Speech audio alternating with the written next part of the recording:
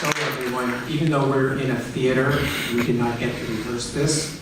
So we are running kind of late. So please bear with us. We have one more, two more folks to go. And then we'll try and get to as many questions as we possibly can. So we're going to extend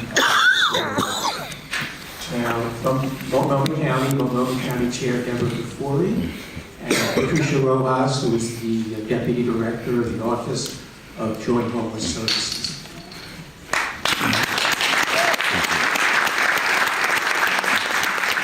Thank you so much. I want to thank you for inviting me to participate in this evening. Excuse me.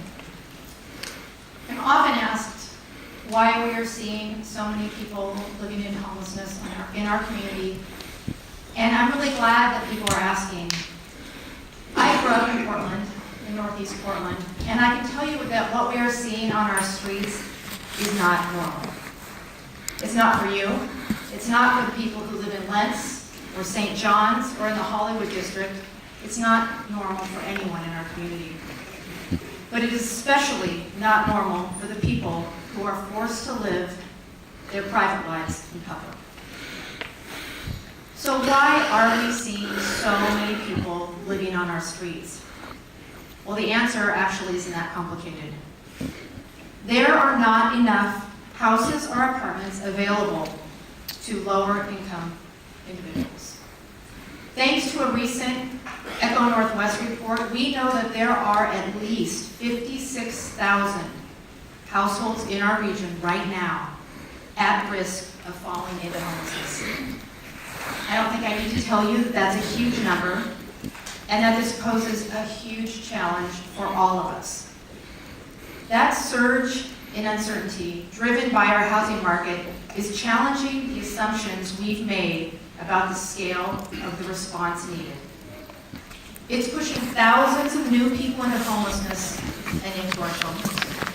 And it's forced us to invest more year after year to keep chipping away at our crisis, or even just to keep pace.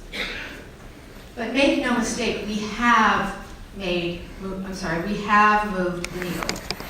We have more than doubled our investments locally because we don't have the luxury to wait for the federal government to step up. In the past 4 years, we've doubled the number of people helped into housing. The mayor talked about this earlier. Last year, we helped nearly 6,000 people. And we're helping thousands more people stay in their housing with rent assistance. We've more than doubled shelter access, adding hundreds of beds across the county. Because of that investment, we were the only community on the West Coast where street homelessness actually decreased. And finally, the voters of Portland and the metro region recently passed 2 bond measures totaling nearly $1 billion. That is all really good stuff, but we know it's not enough. Folks experiencing chronic homelessness were the fastest growing group in our last point in time count. Too often, these are neighbors with disabilities or health issues, or they're seniors on a fixed income without anyone else to help them. They can't find a place to live, bringing in $750 a month in benefits, or even a $1,200 a month Social Security check. Once they land on our streets, it's harder and harder and more expensive to help get folks back into housing. They're competing for the same resources as those 56,000 families and households facing housing insecurity.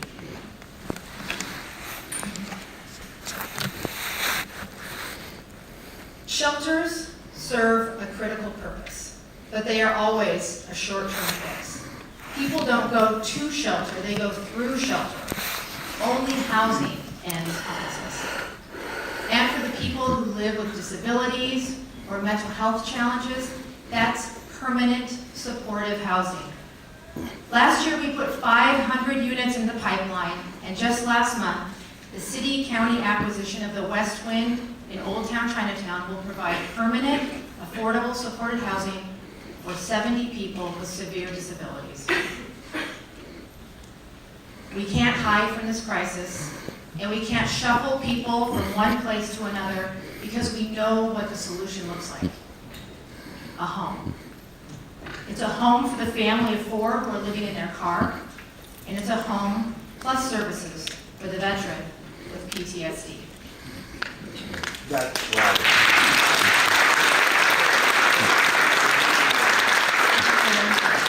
Good evening, everyone, and thank you for sticking around so late into the evening.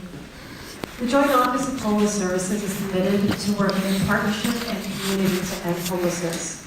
As the chair just highlighted, the collective efforts of the city and the county through the Joint Office of Homeless Services are getting more people housed, are getting more people off the street and into shelter, and helping more people stay housed that are potentially housing unstable.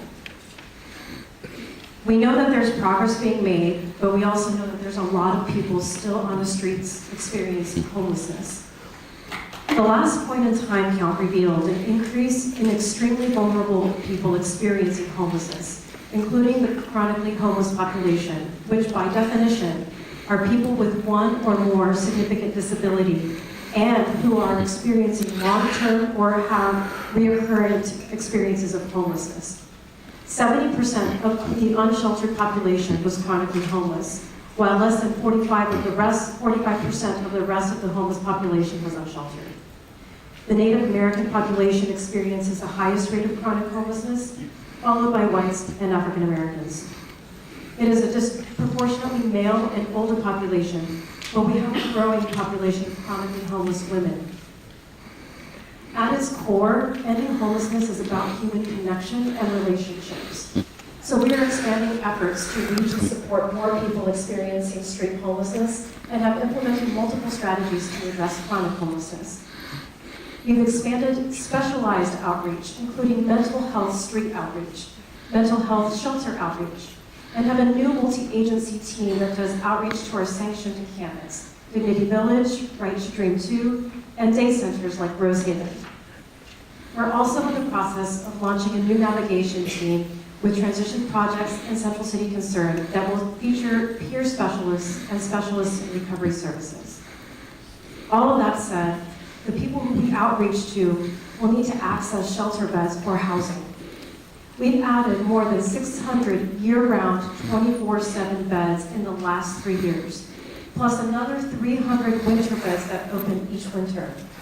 These aren't just new beds, they're different beds, specifically designed to be welcoming to the people who were historically unable to access our shelter system, including the chronically homeless population.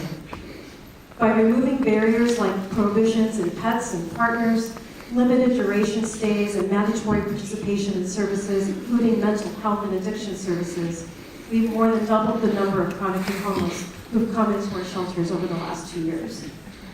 The Navigation Center plan for the area north of the Broadway Bridge will be a critical part of this shelter strategy going forward. Finally, we've dramatically improved system coordination for chronically homeless people to help them access available housing resources. We now have a mobile team that goes out into the camps to sign people up for housing, and they can sign up on one list for dozens of different housing programs, rather than having to go to each program to sign up separately. This coordinated access system has also improved our ability to reach people equitably across the entire community. All of this effort is tremendous, but it will only actually reduce the number of chronically homeless people in our community if we're able to expand supportive housing. As the chair said, those who are chronically homeless on our sidewalks need a combination of deeply affordable housing and support services. We are making some headway on this, with over 500 new supportive housing units coming online or put into the pipeline just this year, thanks to a combination of the Portland Housing Bond, state and city and county funding. Central City Concern is opening hundreds of new supportive housing units in East Portland, including recovery and mental health housing and permanent supportive housing prioritized to the people working with NARM. The city and county recently announced the purchase and plans to remodel the West Twin single-room occupancy facility downtown. And we've also launched a mobile support services team that will allow us to turn dozens of existing rental units into supportive housing. This is all part of this shared city-county goal of adding 2,000 supportive housing units or more within the next 10 years. As these units are created, and as we do a better job of making sure that people coming out of hospitals, jails, foster care, and other institutions are transitioning to housing instead of to the streets, we will see the number of chronically homeless people in our shelters and on our streets decrease. There are no quick fixes, no inexpensive fixes. There are careful and strategic investments that leverage state, federal, philanthropic, private sector resources from various jurisdictions to maximize the effect, to the maximum extent possible.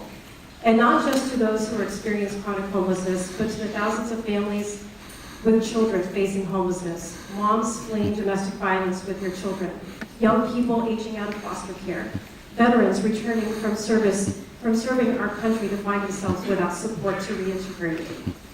This is a community issue that is going to require a community effort. And no single jurisdiction, no single individual has a solution. We will only be able to solve this together.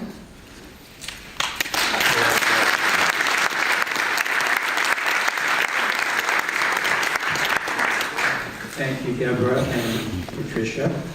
Now we're going to get to some questions. We have a ton of questions up here. If we had hours and hours, we couldn't get to all of them. So beg your indulgence as we try to get to as many as we can, and we can't be here all night. So here we go. Yeah, so we have these categorized, so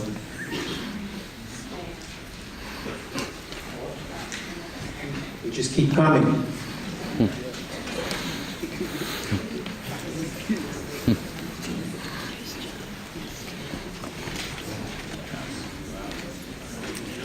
Okay, so we have, we pass a few more mics. Mics are there.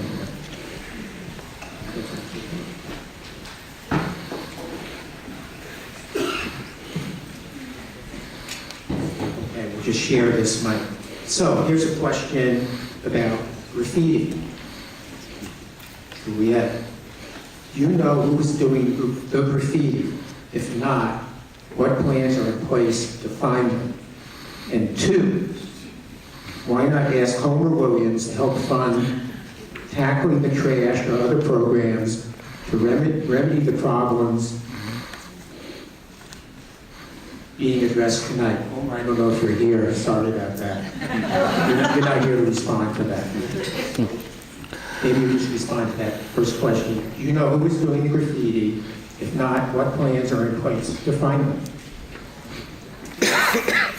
To clarify, so the graffiti program in the Office of Civic Life focuses on removing and preventing graffiti and partnering with community groups to help eliminate the issue or manage it in communities throughout Portland.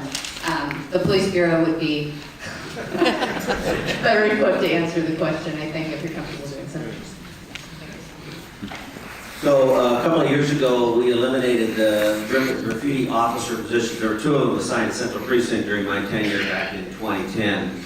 And with the ongoing challenges with staffing needs, reprioritization of resources, we currently don't have anybody who is dedicated specific to graffiti investigations.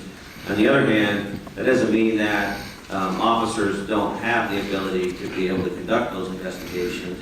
We do still have those ongoing as the officers, respond and take the calls for service. But in terms of having dedicated personnel specific to that, we would have to look at resource management, make a determination as to whether or not we wanted to put officers back into that detail specifically. But enforcement and investigation around that is still happening.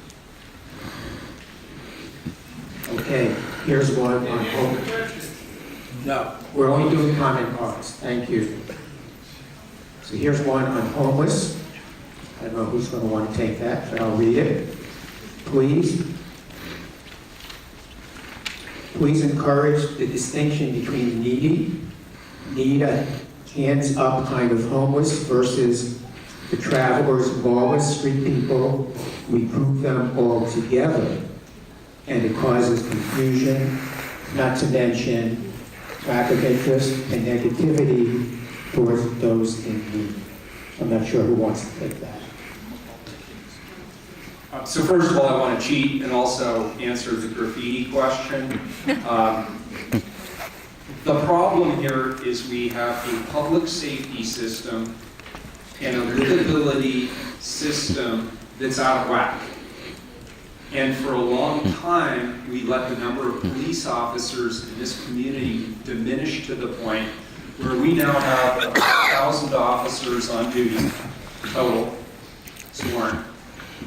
San Francisco, which is about a third larger than us in population, has more than double that number of officers. Seattle has about 2/3 more than us, even though their population, again, is only about a third more than us. The first kinds of services that get cut when you don't have